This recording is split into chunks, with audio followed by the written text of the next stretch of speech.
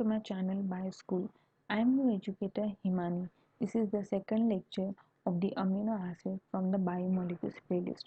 Make sure कि आपने पहले के भी सारे वीडियोस देखे हो ताकि आपके कंसेप्ट्स में क्लियरिटी मेंटेन रहे। लास्ट लेक्चर में हमने पढ़ा था बेसिक्स ऑफ अमीनो एसिड, उसके हमने कुछ क्लासिफिकेशन भी देखे थे। ओके, आज हम पढ़ेंगे कुछ और बातें। कुछ और बातें में यह आएगा essential and non essential amino acid. जैसे लास्ट टाइम पे हमने आर ग्रुप के बेसिस पे हमने अमीनो एसिड को क्लासिफाई किया था, आर ग्रुप के बेसिस पे कि आर ग्रुप कौन सा हो सकता है, वो एलिफैटिक हो सकता है, वो अरोमेटिक हो सकता है, ओके, वो सल्फर कंटेनिंग हो सकता है, ओके, वो अमाइड ग्रुप कंटेनिंग हो सकता है एंड एटीसी। ये सब आर ग्रुप के बेसिस पे हमने अमीनो एसिड को क्लासिफाई किया था। आज हम लोग और एक क्लासिफिकेशन करेंगे जो होगा इसेंशियलिटी। इसेंशियलिटी मतलब क्या होता है कि जैसे essential amino acid, okay, essential amino acid कौन से अमीनो एसिड होते हैं कि which are not form in the body. Essential इसको इसलिए कहा गया है क्योंकि ये बॉडी में फॉर्म नहीं होता एंड ये हमको प्लांट से लेना होता है, ओके, इसलिए हम लोग इसको कहते हैं इसेंशियल।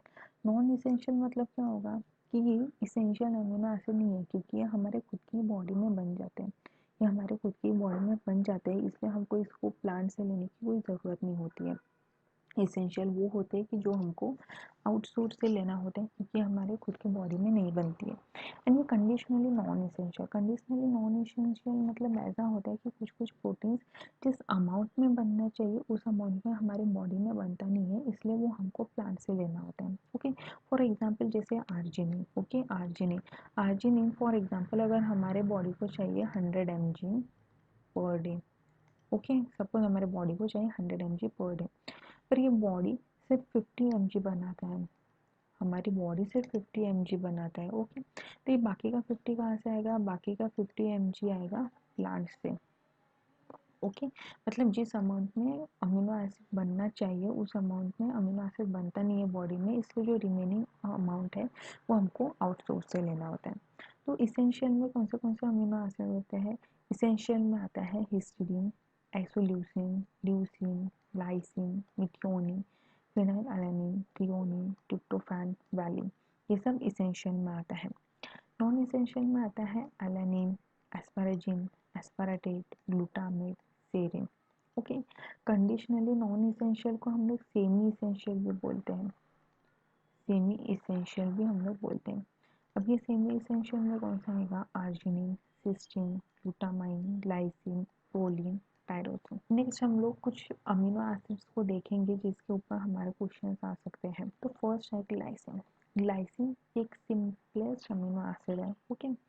जनरल फॉर्मूला क्या है, जनरल स्ट्रक्चर क्या है अमीनो एसिड का, H2N CCOOH एंड ये H, एंड नीचे जो होता है वो R ग्रुप होता है। अब ये R ग्रुप को रिप्लेस करके सिर्फ यहाँ पे H अगर हम लोग लगा दिया जाए तो ग्लाइसिन होता है। ये देखिए, ये R को अगर हम लोग रिप्लेस करेंगे तो ये ग्लाइसिन बन जाता है। तो ये सिंपल अमीनो एसिड है, has a symmetrical alpha carbon. अब ये सिमेट्रिकल अल्फा कार्बन क्या होता है, अल्फा का मतलब हमने देखा था लास्ट टाइम कि ये बीच वाले जो कार्बन है इसको अल्फा बोलते हैं। तो अभी क्या होता है कि सिमेट्रिकल अल्फा कार्बन, इसको सिमेट्रिक क्यों बोलते हैं, क्योंकि जैसे अगर हमने ये वाले स्ट्रक्चर, सपोज मैंने ये वाला लाइसिन का स्ट्रक्चर बनाया है, ओके, अगर हम लोग ऐसे सिमेट्री में देखें, अगर हम लोगों ने ऐसे सिमेट्री में देखे तो यहाँ पे क्या होता है कि जैसे यहाँ पे भी H है, ये वाले सेक्शन में भी H है एंड ये वाले सेक्शन में भी H है, मतलब आ गई सिमेट्री, आ गई सिमेट्री। मतलब क्या होता है कि दोनों साइड में सेम सेम होना चाहिए, समथिंग कुछ तो भी सिमिलर होना चाहिए। तो यहाँ पे दोनों साइड में एच एच है तो मतलब ये सिमेट्री अल्फा कार्बन हो गया, ओके।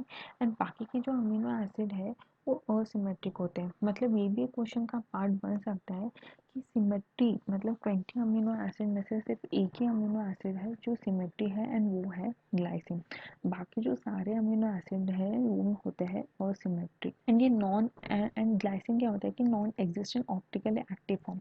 ऑब्वियसली अब ये कैसे है कि एच एच यहाँ पे और रिपीट हो रहा है, मतलब ये एच सिमेट्रिकल अल्फा कार्बन है, तो ये सिमेट्री है इसलिए ये ऑप्टिकली एक्टिव फॉर्म नहीं है। ऑप्टिकली एक्टिव फॉर्म मतलब क्या होता है कि ऑप्टिकली एक्टिव फॉर्म तभी होता है कि जब चारों जो वैलेंसी होगी वो डिफरेंट डिफरेंट होनी चाहिए। ओके, बट ग्लाइसिन के केस में यहाँ पे तो एच सेम है, इसलिए ये ऑप्टिकली एक्टिव नहीं है। तो ये भी एक क्वेश्चन हो सकता है कि which amino acid is not optically active, तो इसका जवाब होगा ग्लाइसिन, क्योंकि ग्लाइसिन ही एक ऐसा अमीनो एसिड है जो कि एक सिमेट्री है एंड ये ऑप्टिकली एक्टिव फॉर्म नहीं है। बाकी सारे जो अमीनो एसिड जो है वो असिमेट्री भी है एंड ये ऑप्टिकली एक्टिव भी है, ऑप्टिकली एक्टिव भी है सारे अमीनो एसिड। ये कौन से है? Remaining amino acid, remaining amino acid. Okay, next आता है टायरोसिन। टायरोसिन कौन सा था? ग्लाइसिन वाला जो था वो था एलिफैटिक था, एलिफैटिक अमीनो एसिड था। ओके, टायरोसिन कौन सा था? टायरोसिन था ये अरोमैटिक। अरोमैटिक मतलब इसमें कोई ऐसा स्ट्रक्चर होगा, क्लोज रिंग स्ट्रक्चर होगा। फिर टायरोसिन क्या होता है कि टायरोसिन फॉर्म्स एपिनेफ्रिन जो कि एक एड्रेनालाइन है, नॉर एपिनेफ्रिन जो कि नॉन एड्रेनालाइन है, thyroid hormone T3 and T4 and melanin pigment. मतलब इन सब में, मतलब जैसे melanin, thyroid hormone, epinephrine, non epinephrine, इस सब में टायरोसिन पाया जाता है, कहीं ना कहीं टायरोसिन पाया जाता है। अभी ट्रिप्टोफैन, ट्रिप्टोफैन ये भी अरोमैटिक अमीनो एसिड है। ओके, अब जो ट्रिप्टोफैन है वो कॉम्प्लेक्स अमीनो एसिड है। ग्लाइसिन सिंपल था and tryptophan complex amino acid है। अब ये ट्रिप्टोफैन किस में पाया जाता है? ये मेलाटोनिन और सेरोटोनिन में पाया जाता है। मेलाटोनिन सेरोटोनिन क्या है? ये पाइनियल ग्लैंड्स के हार्मोन्स हैं। पाइनियल ग्लैंड्स के जो हार्मोन्स है उसमें मेलाटोनिन और सेरोटोनिन पाया जाता है एंड ये मेलाटोनिन और सेरोटोनिन में क्या होता है? अरोमैटिक अमीनो एसिड जो कि होता है ट्रिप्टोफैन। प्रोलीन ये एक इम्यूनो अमीनो एसिड है। अब ये इम्यूनो मतलब ऐसा है कि उसका एक बहुत लंबा कंसेप्ट है, पर हमको बस ये याद रखना है कि प्रोलीन ये एक इम्यूनो अमीनो एसिड है एंड डबल अमीनो एसिड होता है सिस्टीन। अब ये सिस्टीन मतलब डबल क्यों बोला जाता है? क्योंकि क्या होता है कि जैसे सिस्टीन, अब ये सिस्टीन जो बना ये हमारा नॉर्मली ये एक अमीनो एसिड है सिस्टीन एंड ये एक अमीनो एसिड है सिस्टीन। ये सिस्टीन मिला के ये सिस्टाइन बनता है। तो यहाँ पे हम लोग स्पेलिंग में डिफरेंस देख सकते हैं कि ये सिस्टाइन है। सिस्टाइन किससे बनता है? CYSTEINE प्लस CYSTEINE, ये सिस्टीन मिला के CYSTINE सिस्टाइन बनता है। तो इसलिए हम लोग इसको कहते हैं डबल अमीनो एसिड।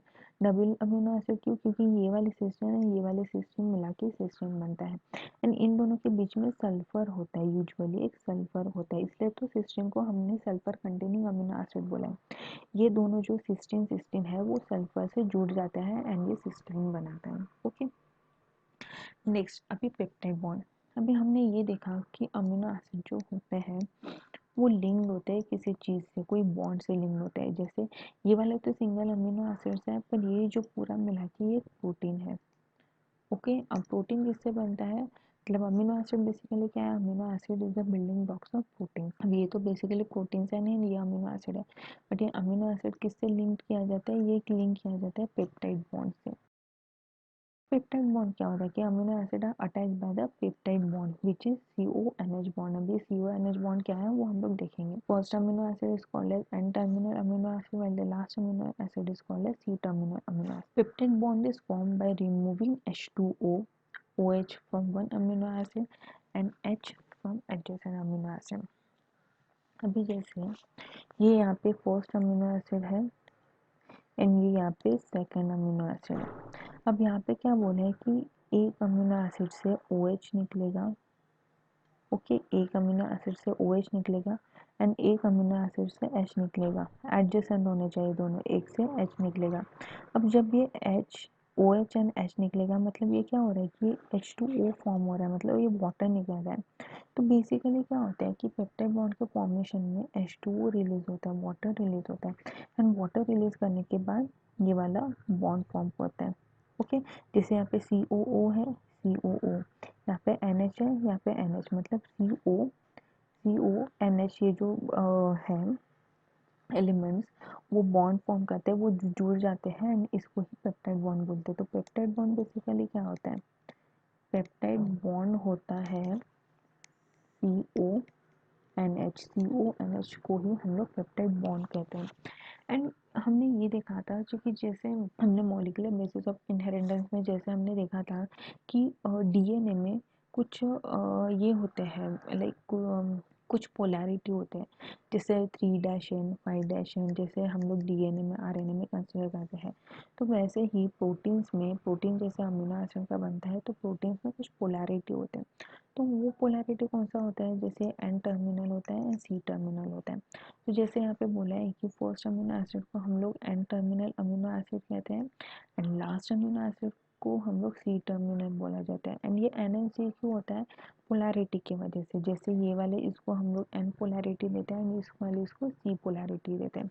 पोलैरिटी मतलब वैसा ऐसा कुछ पोलैरिटी नहीं होता। एंड इसको क्यों कहा जाता है कि जैसे अगर हम लोग ये वाले ही एग्जाम्पल लें, ये वाला एग्जाम्पल लें, इस साइड में जैसे ये फर्स्ट अमीनो एसिड है, लाइक अगर मैं आपको और एक अमीनो एसिड बना के वो दिखाऊँ तो जैसे ये NH2CHCOOH ओके, प्लस जैसे अगर मैंने यहाँ से आपको वाटर निकाल दिया, अगर मैंने यहाँ से वाटर निकाल दिया तो यहाँ पे क्या होगा, NH होगा, NH होगा,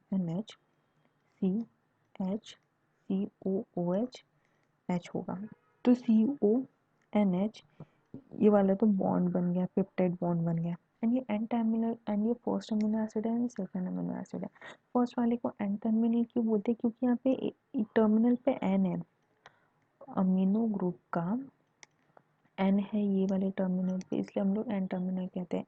एंड ये वाले टर्मिनल पे कार्बोक्सिलिक का सी है, ओके, कार्बोक्सिलिक का सी है, इसलिए हम लोग इसको कहते हैं सी टर्मिनल। ओके, तो अमीनो एसिड के दो पोलैरिटी होते हैं, जो कि एन टर्मिनल होता है, सी टर्मिनल होता है। ओके, एंड इनके बीच में बॉन्ड जो फॉर्म होता है वो होता है peptide bond. And peptide bond किससे फॉर्म होता है, by the removal of water, removal of water से बॉन्ड बनता है। तो आई होप कि आपको आज का लेक्चर पसंद आया होगा एंड आपको समझ में आया होगा। अगर आपको पसंद आया होगा तो प्लीज़ आप अपने फ्रेंड्स के साथ शेयर कर सकते हैं। साथ ही में इस वीडियो को लाइक कर दीजिए।